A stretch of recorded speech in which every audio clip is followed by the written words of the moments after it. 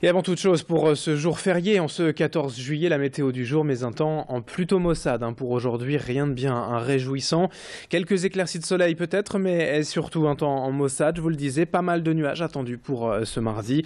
Des températures qui remontent quelque peu cet après-midi par rapport à hier, 22 degrés pour les maximales. On en reparle de cette météo après le journal. Tout de suite, l'information à la une. En images aujourd'hui, c'est ce grand meeting aérien à l'aéroport de Valenciennes-de-Nain. Près de 100 000 personnes sont attendues tout au long de la journée sur le site de Prouvy avec en point d'orgue une démonstration de la patrouille de France. Depuis près de 30 ans, Valenciennes accueille pour le 14 juillet ce rassemblement exceptionnel pour tous les passionnés d'aviation, mais pas seulement, car il y a donc la patrouille de France qui est bien sûr la star incontestée de la journée. Mais le programme est riche avec également des Rafales, des Mirage 2000, des autogires, des Pitts, des démonstrations des parachutistes de l'armée de l'air ou encore la présence du plus grand dirigeable d'Europe ouvert pour des baptêmes. Tout cela à découvrir de près, au sol ou en action en vol. Des simulateurs de vol de l'armée de l'air sont aussi en accès libre. Tout cela pour en profiter, c'est gratuit bien sûr, toute la journée. À l'aéroport de Valenciennes, présentation complémentaire au micro de Sophie Laden. C'est un très très beau spectacle. C'est plus beau que le Bourget, sans vouloir se vanter, c'est beaucoup plus beau que le Bourget. C'est beaucoup plus prenant, le public est pratiquement dans les avions, il est là au bord, alors qu'au Bourget c'est très loin. Et ben ça va intéresser le peuple, et comme je le dis, le peuple c'est le riche et le pauvre, c'est le jeune et le vieux, c'est tout ça le peuple.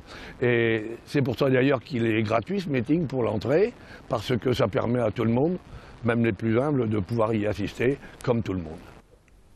Autre image dans cette édition pour vous présenter la méconnue maison de l'habitat durable à l'Île-Oisem. Ici, tout l'été, ont lieu des ateliers thématiques liés à l'environnement. Sur ces images, par exemple, la session était consacrée aux factures d'énergie pour savoir bien les lire et bien les comprendre. Ouverte depuis 2 ans, la Maison de l'Habitat Durable regroupe divers partenaires, publics ou privés, et aide les particuliers désireux d'entamer des travaux de rénovation pour concilier habitat et environnement. Un guide utile quand il s'agit de choisir ses matériaux ou bien connaître les crédits d'impôt possibles. Ces ateliers gratuits sont gérés conjointement par la ville et la métropole européenne de Lille. Le prochain en date, le 25 juillet, aura pour thème pratique la décoration en total respect de l'environnement. Explication au micro d'Idil Gunaï. La thématique qui a lieu donc le samedi 25 juillet est donc décorer en respectant l'environnement, apprendre à confectionner des enduits par la chaux en fait.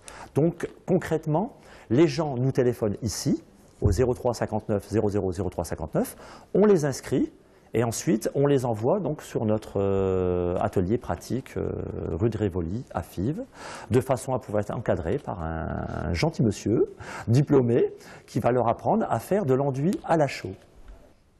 Dans le reste de cette édition spéciale, en ce 14 juillet, jour férié, on va prendre un peu d'avance sur l'actualité pour évoquer tout de suite mardi le concert événement de l'ONL. Ce sera ce vendredi au stade Pierre-Mauroy. Pour fêter ses 40 ans, le bel âge, l'Orchestre national de Lille investit le grand stade pour un spectacle exceptionnel. 100 musiciens et 200 choristes sur scène pour jouer quelques-uns des plus grands classiques et incontournables de la musique classique et de l'opéra. Le Boléro de Ravel, Carmina Burana parmi d'autres.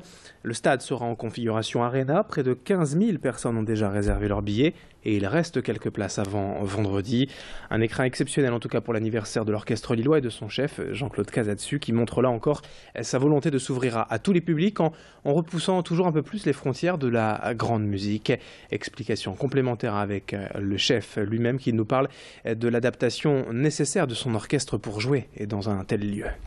Une des grandes qualités de mon orchestre, c'est l'adaptation. Vous savez qu'on dit que l'adaptation aussi, c'est l'intelligence. Et comme nous changeons de lieu très souvent, les musiciens ont un entraînement à, tout d'un coup, modifier leur façon de jouer en fonction des lieux où ils se trouvent, ce qui n'est pas toujours facile. Lorsque nous jouons dans un stade, évidemment, c'est sonorisé. C'est sonorisé par des maîtres de l'acoustique. Et les gens, on fait en sorte que les gens ressentent le concert dans une autre dimension, mais comme s'ils étaient dans une salle normale de concert. Et si vous êtes intéressé, bien sûr, tous les renseignements sur le site internet de l'ONL. Et puis, on termine avec d'autres festivités. Le programme non exhaustif de cette soirée du 14 juillet près de chez vous. Plusieurs feux d'artifice et concerts gratuits. C'est le cas notamment à Waterloo avec Lio et François Fellman dès 17h45 au Parc du Lion.